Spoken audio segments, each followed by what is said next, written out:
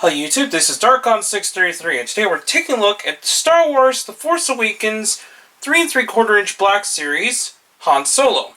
Now, unlike the standard Han Solo, which I've already reviewed on my channel, in the 5 points of articulation design, this time we got a super articulated version of Han Solo based on his look at the Starkiller base in Star Wars The Force Awakens. Now, this is kind of a strange decision. I don't know exactly who is in charge of designing the figures released in the 3 3/4 inch line, and also some of the decisions made in what kind of costumes the figures have been in. Both Han Solo and Leia, which I'll review next, both suffer from a very strange marketing decision on Hasbro's part.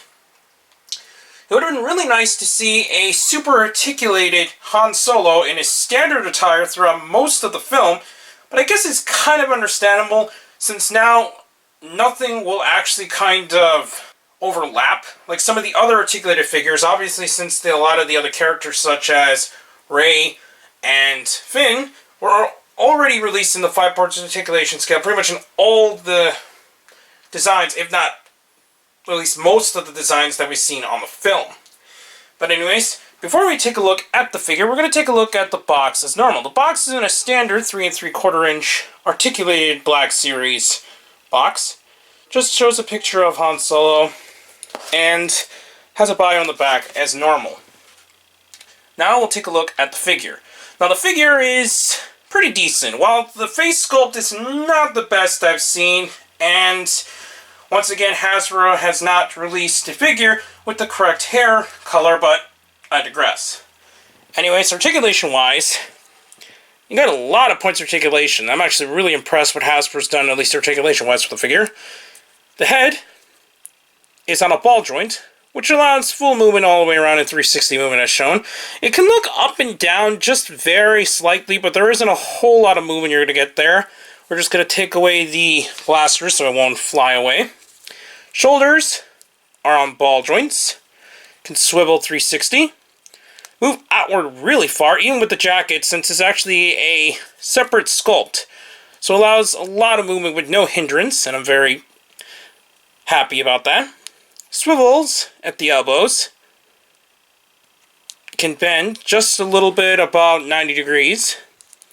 Hands can swivel, but it can also bend up and down due to another hinge joint. So that's really cool for blaster positions. Obviously this hand doesn't have the trigger finger, so I don't think you would actually put the blaster in there.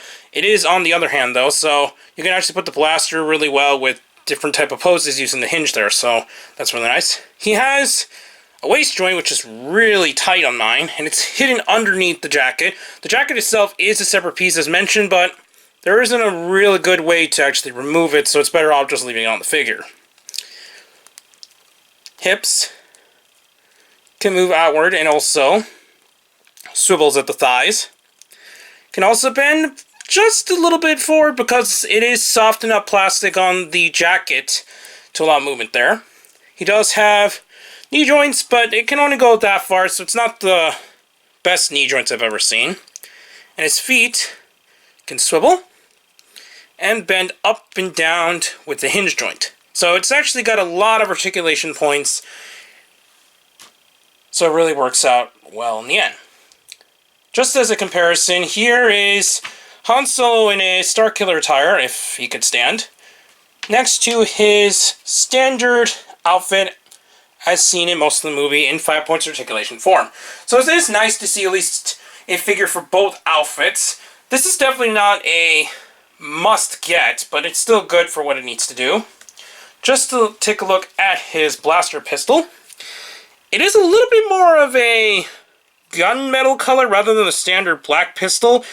I understand Hasbro's most likely doing this just for a stylized effect, but it's not really accurate since his blaster pistol is mostly just a standard black, so the silver kinda doesn't work too well with it. As shown originally in the video, the blaster pistol can stay really well actually in his hand. Can also bend up and down. Can also swivel with the blaster pistol in hand, and as you can see it has some really nice trigger positions there. You can store the blaster in the holster if you wished, similar to what was seen already in my review for the standard release.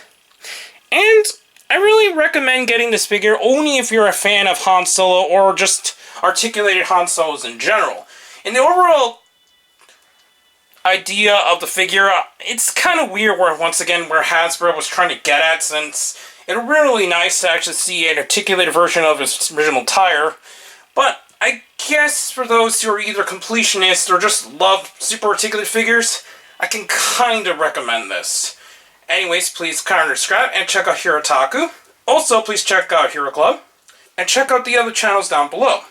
Also, please check out my Twitter under Darkon633. And I'll be back to bring more Star Wars reviews in the future.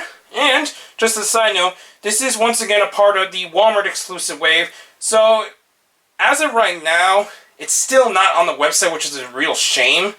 But your best bet is to either get someone who lives near a Walmart to help out, or check Walmarts themselves. This figure is actually being spotted, along with the Leia, a little bit more frequently recently, but your best bet is to check in-store at this point in time. But anyways, I'll be back to bring more Star Wars reviews, and I'll see you on YouTube. Bye.